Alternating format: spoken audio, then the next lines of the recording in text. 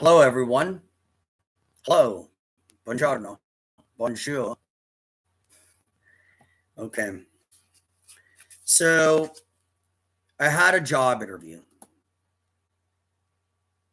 and it was for a telemarketing job. I would set appointments on behalf of a small business of the private. Well, yes. So anyway, it was a telemarketing. I believe it was a telemarketing appointment job, and I had an interview. And I caught the metro. I'm not sure from where. I want to say from DuPont Circle and the Laurel Building, which is where I conceived my daughter with her mom, was the Laurel Building in DuPont Circle, Northwest Estrada, DC, right down the street from the park, right next to the Hurech Museum. But I caught the metro, and I believe I got off at Franconia, Springfield, at the end of what's called the Blue Line here in the DC, Maryland, and Virginia area.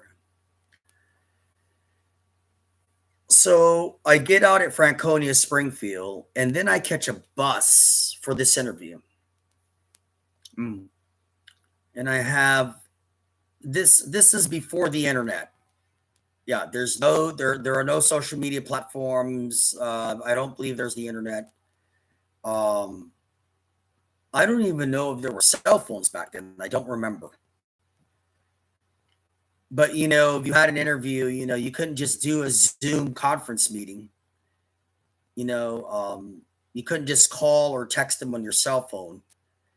Back then you had to get up, get dressed.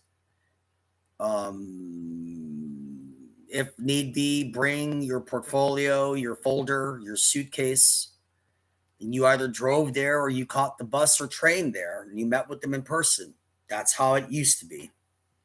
So I remember I got off at Franconia, Springfield, and I got on the bus and asked the bus driver for instructions. But you're always going to have those in the general public who are jealous of me, made to feel insecure by me, or perhaps have an inferiority complexity versus me without me even doing anything to them, just by simply seeing me upon sight, by me walking in. I've experienced it my whole life. So it's no secret that I'm in the position that I'm in. So the bus driver, sometimes you get good apples and sometimes you get bad apples. And this person didn't seem happy with their job, their life, and wasn't very helpful towards me. So I got out of the bus by Backlick Road in Franconia, Springfield, and saw 7-Eleven.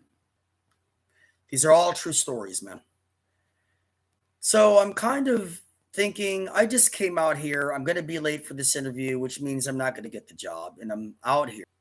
I'll just get on the bus back to the metro, catch the metro back, and take it off and move on. So, and I had my band then. And we were headlining around DC. And I believe I was dating the mother of my daughter, I think. Because I'm not sure of the year.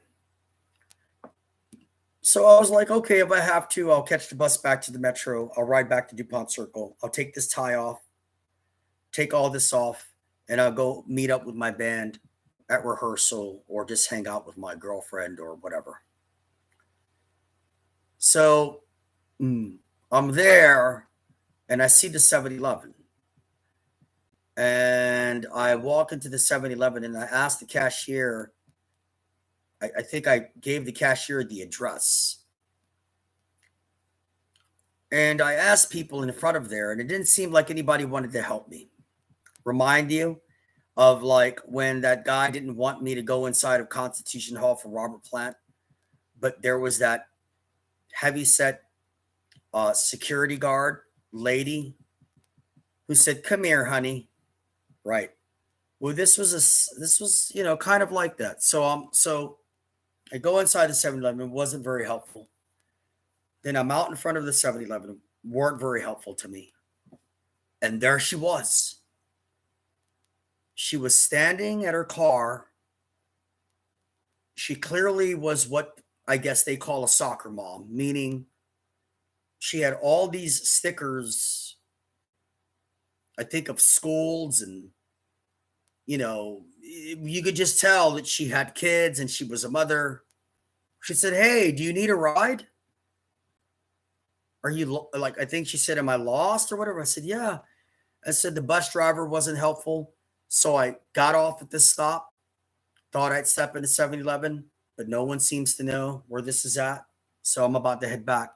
She says, "I'll take you there. I think we can still make it. It's close by."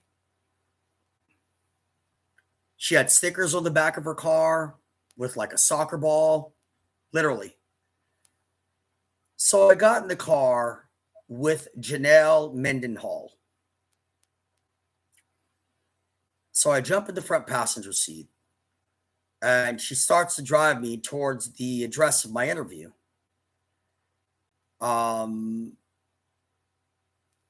But there's traffic, I think, on Backlick Road. So while we're in the car, she says, "So what do you do? I mean, you're not just a telemarketer, are you?" I said, "No." She said, "I didn't think so." I said, "I have a DC headlining band." She goes, "Really? I'm the senior manager of business affairs for Time Life Music and Time Life Books." I got picked up randomly at the 7-Eleven and driven to the site of my interview by this soccer mom in her van, and she happened to be the senior manager of business affairs for Time Life Music and Time Life Books out in the middle of frickin' Franconia, Springfield by Backlick Road. Can't make this stuff up. When she told me that while I was in the passenger seat of her car, I was like, "Wow, really?" She said, "Yes." She said, "As a matter of fact, I'm heading to the Sony Studio Lab in New York City tomorrow because Smokey Robinson is talking about putting out a new album with Sony Records." I was like, "Wow." I said, "That's fascinating because I have gotten the attention I met through one of my previous jobs with the National Marketing Research Firm. I got linked with a major recording industry member out of Beverly Hills, California, and he is the father of Smokey Robinson's 3 grandchildren. And he was married to Tamla Robinson. The daughter of Smokey was married to Tamla Robinson, the daughter of Smokey Robinson, the mayor of Motown Records, and his wife, the first lady of Motown Records, Claudette Robinson. She said, "Wow, what are the chances of you and I crossing paths and me giving you a ride to this job interview while you're standing lost at a 7-Eleven?" I said, "I know." Okay. So, yeah, it's just out of otherworldly stuff going on, man. So she gave me a ride. I think she said she was heading to her son's soccer game, but saw me and saw that no one in the store was helping me and no one out front would help me. And she looked at me and she said, "Hey, you." Right. So she dropped me off at the site of the interview, and I think I was late. So I just said, "You know what? Forget about it." That was me, though. This was a long time ago. I really think I'm gonna have to look. I'm gonna have to look in my Xfinity inbox because I can pinpoint. I'll know exactly what year it was. I'm gonna say 2006, 2007, but I'm not sure. But anyway, I did stay in touch with her. I unintentionally crashed her page at the Time Business News, Time Business, not Time, Time, right, senior move, Time Life Music, Time Life Books office, and which I think is in Fairfax, Virginia. I think the company's called Direct American Holdings. And I unintentionally crashed her site with all this stuff I sent her, or her email address. But I just wasn't ready then for her. But it was another omen and symbol and sign of what was to be my life. You dig? Okay. So that's the end of this video log, man. Yeah.